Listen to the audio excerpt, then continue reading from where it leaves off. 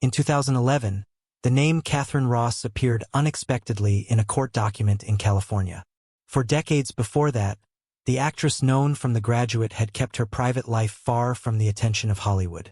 Her family remained largely outside the reach of the media, so when the incident surfaced in legal records, it raised a quiet but serious question. What had happened behind the doors of a life that had long been known for its privacy? Katharine Ross had once been one of the recognizable faces of American cinema in the late 1960s.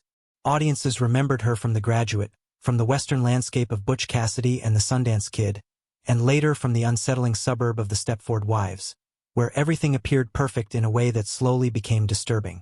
These films arrived during a time when Hollywood was beginning to change the way stories were told, and Ross became part of that transformation. Yet her path through the film industry did not follow the typical pattern of constant fame.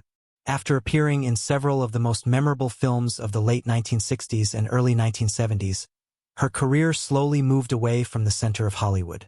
To understand how that path began, it is necessary to look back long before her name appeared on movie screens.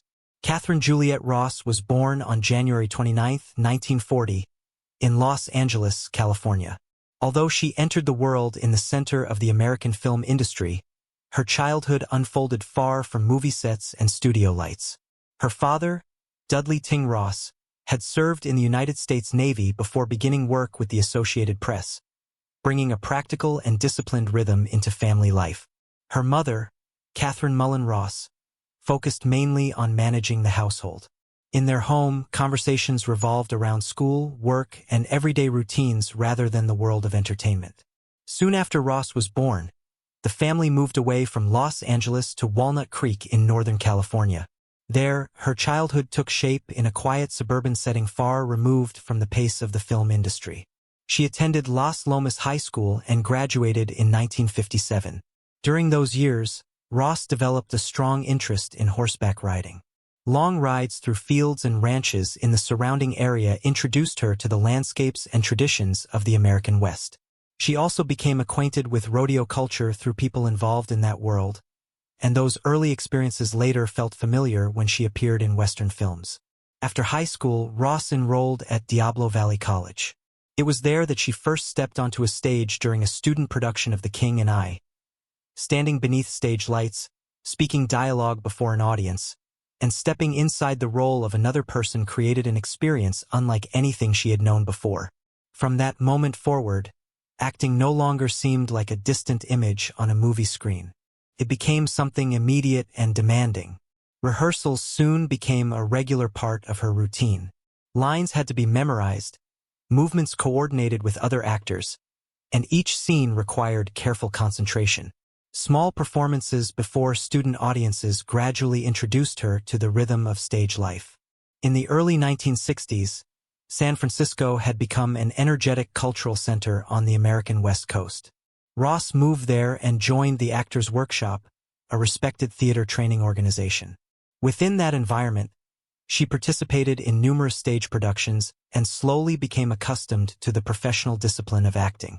When Ross returned to Los Angeles in the early 1960s, television production in the United States was expanding rapidly. Studios were producing new programs almost continuously, and they needed a constant supply of actors. For someone without a well-known name, the environment offered both opportunity and uncertainty. Ross entered that world with the patience she had developed on stage. The early years passed through a familiar routine of auditions, crowded waiting rooms, and short scripts intended for minor roles. In 1962, she appeared on television for the first time.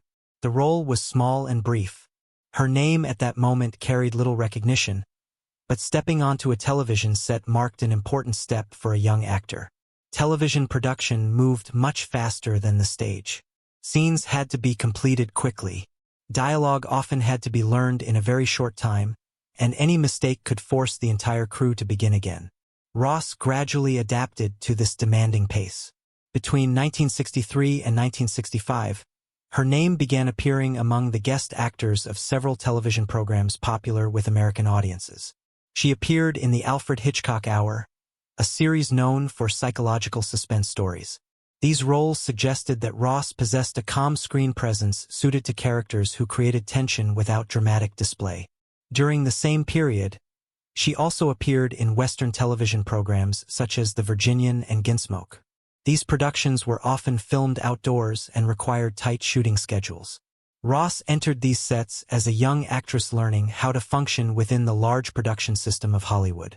Her roles during those years were usually brief. Often she appeared in only one episode of a series.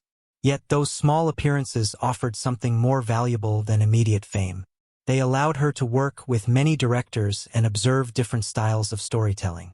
They also helped her understand the precise demands of acting for the camera, where even the smallest expression could carry meaning. The years on television did not bring Ross major awards or widespread attention. She remained one of many young actors seeking opportunities in Hollywood. But each role quietly added experience. By the middle of the 1960s, Ross began moving from television into film. The transition happened gradually, just as her television career had begun.